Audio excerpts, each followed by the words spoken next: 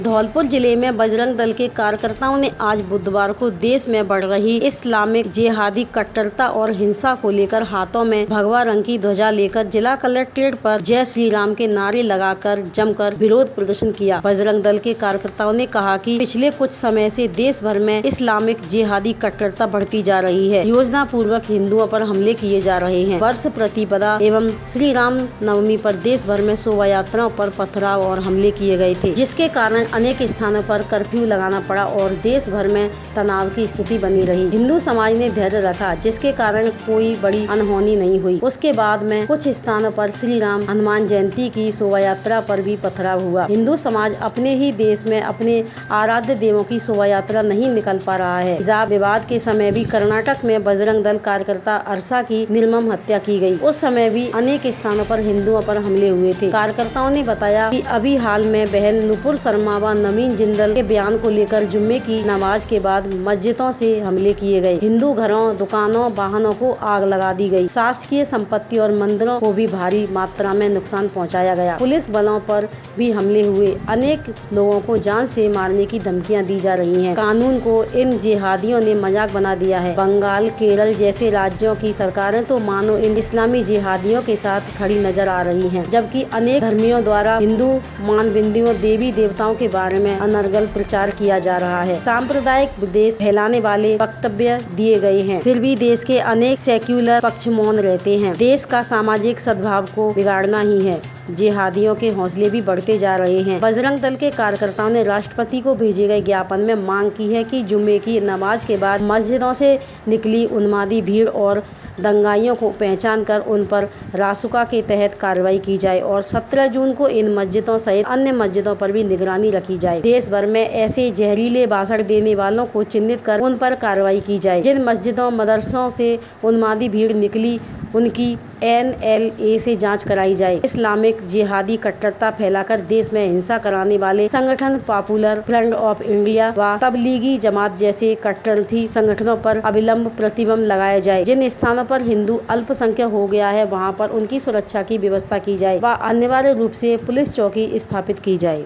मैं मनोज सोनी, जिला संयोजक बजरंग दल धौलपुर। जो देश के अंदर जिहादी शक्तियों के द्वारा जो ये कानून व्यवस्था को खराब किया जा रहा है, कहीं पथराव किया जा रहा है, कहीं आगजनी की जा रही है, इसके खिलाफ ये बजरंग दल ने देशव्यापी ज्ञापन दिया है। और ये जिहादी कुछ ज़्यादा ही ये समझ रहे हैं कि ये हिंदू कुछ कर नहीं सकता, हिंदू जवाब देने में सक्षम है, पर हिंदू कानून के तहत चल रहा है। और जब तुम्हारी मानसिकता के आधार पर आ जाएगा हिंदू, तो अपना बदला लेना भी जानता है हिंदू।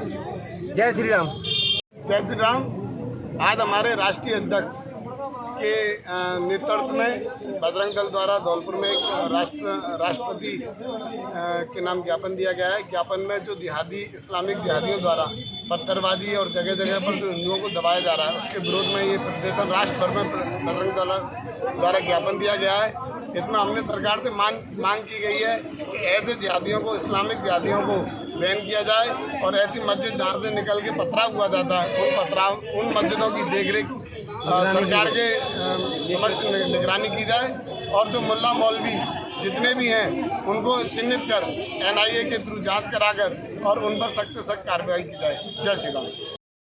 सेनाओं में युवाओं की अनुबंध आधारित भर्ती को लेकर केंद्र सरकार की ओर से लॉन्च की गई अग्निपथ योजना का राजस्थान में विरोध होना शुरू हो गया है। राष्ट्रीय लोकतांत्रिक पार्टी सांसद हनुमान बेनीवाल ने इस योजना की खिलाफत करने के लिए केंद्र सरकार के खिलाफ मोर्चा खोल दिया है। उनकी RLP पार्टी के कार्यकर्ता आज राजस्थान में सड़क पर उतरकर इस योजना पर प्रदर्शन कर रहे हैं। धौलपुर जिले में भी RLP पार्टी के कार्यकर्ताओं ने जिला कलेक्ट्रेट पर नारेबाजी कर राष्ट्रपति के नाम ज्ञापन सौंपा है। RLP कार्यकर्ताओं ने ज्ञापन में मांग की है कि अग्निपथ योजना से भारतीय सेनाओं में नई ऊर्जा का संचार होगा और युवाओं के लिए रोजगार के नए अवसर पैदा होंगे। लेकिन सत्य है कि सेना में संविदा आधारित भर्ती की यह कार्य योजना किसी भी रूप से देश जनमानस पर भारतीय सेना के हित में नहीं है। ऐसे में सरकार का इस निर्णय पर पुनर्विचार करते हुए इस योजना को अमली जामा नहीं पहनाना चाहिए। राजस्थान सहित देश भर में विगत 2 वर्षों से भारतीय सेना में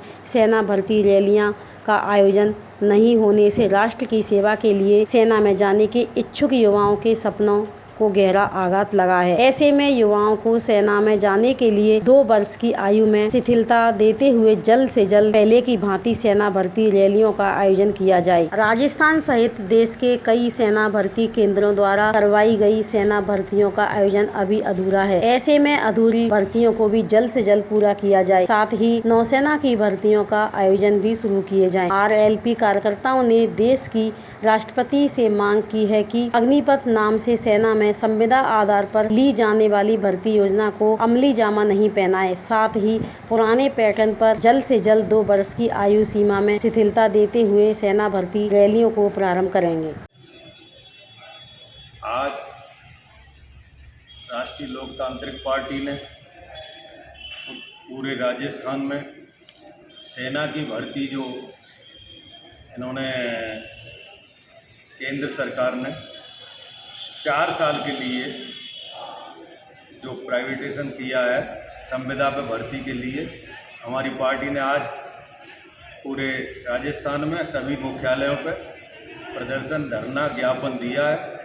उसी के खिलाफ आज के क्रम में धौलपुर में भी हमने राष्ट्रीय लोकदल के जिलाध्यक्ष ऋषभ शर्मा जी के नेतृत्व में अभी जिला कलेक्टर साहब को ज्ञापन दिया है और हम इसका घोर निंदा और विरोध करते हैं। इस भारत सरकार को से उम्मीद है कि इसको वापस लें और पुनः पुरानी व्यवस्था लागू करें और 2 साल।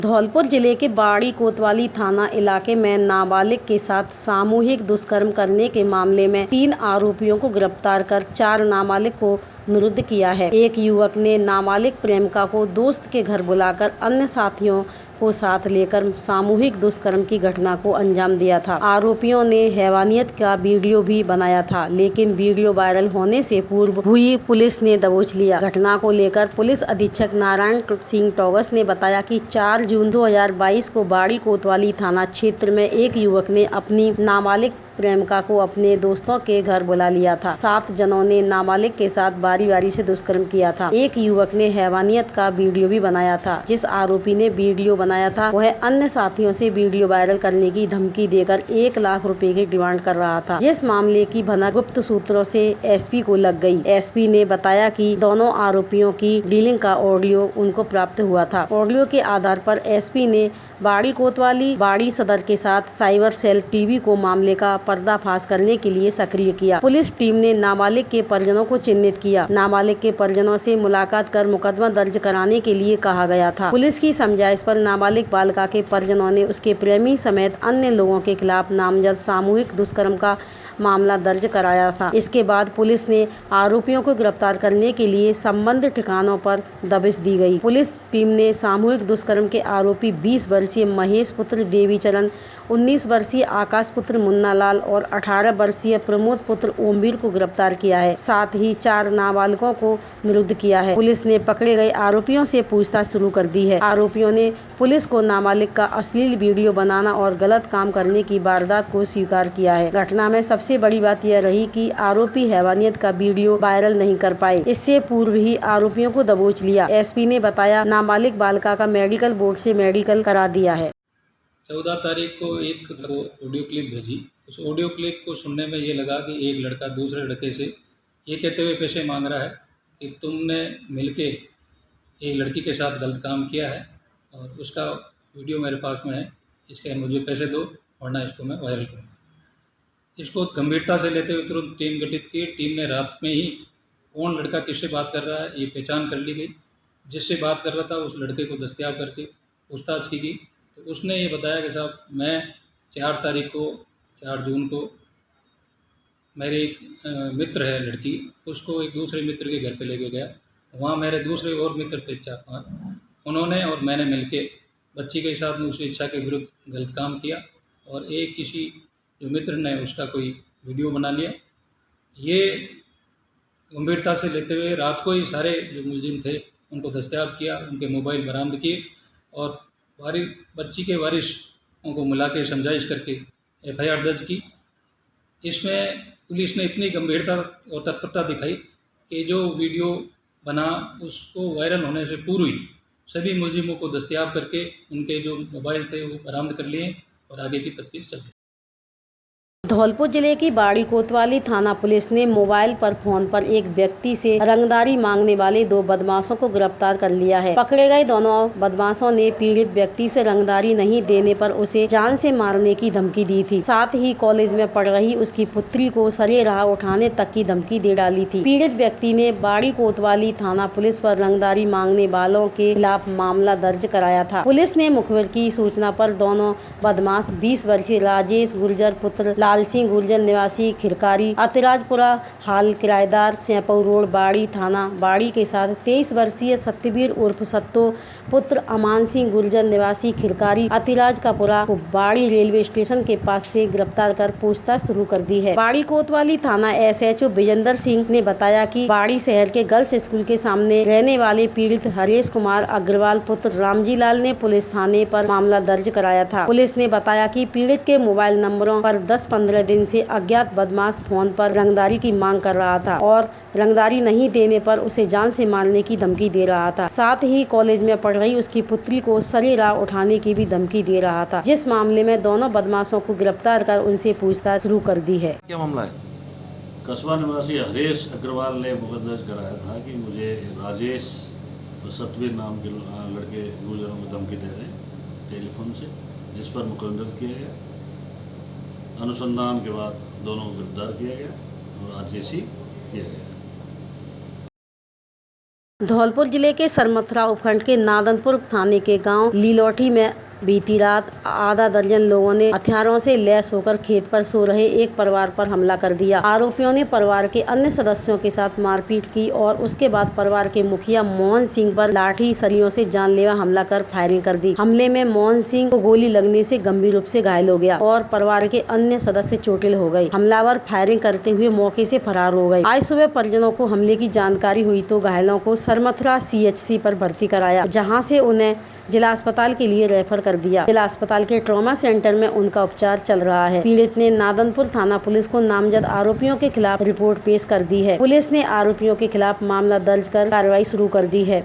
अस्पताल में भर्ती घायल मोहन सिंह ने बताया कि एक दिन पहले एक शराबी से मेरे भाई का झगड़ा हो गया था। उसके बाद आरोपी घर पर आकर मेरे भाई की मारपीट कर गए। बीती रात में अपने बच्चों और पत्नी के साथ खेत पर सो रहा था, तभी विजय, शेरू, रवि और मन्नू 2 अन्य लोगों के साथ खेत पर आ गए। सभी लोगों ने आते ही फायरिंग की और मेरे पैरों में गोली मार दी और मुझे अधमरा छोड़कर फरार हो गए। आरोपियों ने मेरे बच्चे और पत्नी के साथ भी मारपीट की। परिजन राजकुमारी ने बताया कि एक दिन पहले घर पर चोरी की नीयत से लोग आए थे, जिसका पता चलने पर उनको रंगे हाथ पकड़ लिया, जिसको लेकर उन्होंने रात को मारपीट की घटना को अंजाम दिया। घटना की सूचना मौके पर पहुंची नादनपुर थाना पुलिस ने मौका मुआवजा कर आरोपियों के खिलाफ पीड़ित द्वारा दी गई तहरीर पर मामला दर्ज कर कार्रवाई शुरू कर दी है। घर पे आए हुए घटना करने के लिए। मेरा नाम राजकुमारी है और बड़ा का नाम एक को शेरू है, एक को अजय, एक को रवि है, एक को मन्नू है। परसों कितना घटना कर गए, मैं घर पे आ गए चोरी करने के लिए जा रहे, डंडा ले रहा खाना हाथ में। तो मैं पापा जी ने ठंडे कह रहे कहाँ जा रहे, डंडा दे और बच गए। से मैंने पकड़ ले जाके ठोका पे बेचारा थे, पकड़ के मैंने बहुत देवाली कर दी जाने। फिर वो बात तो भाई फिर कल झगड़ा कर दे। आज रात में झगड़ा कर दिया तो हमारे जी सोरे भाई खेत पे बंदा है, जिनके लिए सरिया फरियाद दे गए हैं और गोली चलाए हैं। गोली कट्टन थे 4 और 2 थे और दोनों की डाटी मर रही बेटी चले गई। कार्रवाई किया हमने पसंद पर यहाँ को कार्रवाई नहीं की पुलिस ने। न कोई नॉर्मल लगी है जी को नहीं है, न कोई FIR करवा दी, न कोई पाबंद करवा दी। साल भर की मैं संग गई थी भाई थाने में नामन। जिले में प्री मानसून की शुरुआत रिमझिम बारिश के साथ हुई। सुबह से ही मौसम में बादलबाही रही, लेकिन दोपहर करीब 3:30 बजे से रिमझिम बारिश शुरू हो गई, जो देर शाम तक रुक रुक कर होती रही। प्री मानसून की रिमझिम बारिश से मौसम खुशनुमा हो गया, लोगों को भी गर्मी से राहत मिली। बता दें कि मौसम विभाग करीब 2 दिन से कई जिलों में अलर्ट जारी करके बारिश की संभावना जता रहा था। बुधवार को जब बारिश हुई तो लोगों ने खुशी के साथ बारिश का स्वागत किया। बारिश के चलते बिजली विभाग ने सुरक्षा की दृष्टि से कई इलाकों में बिजली आपूर्ति बंद कर दी। वहीं रिमझिम बारिश से मौसम के तापमान में गिरावट दर्ज की गई। हालांकि बारिश के साथ उमस ने लोगों की परेशानियां बढ़ा दी हैं।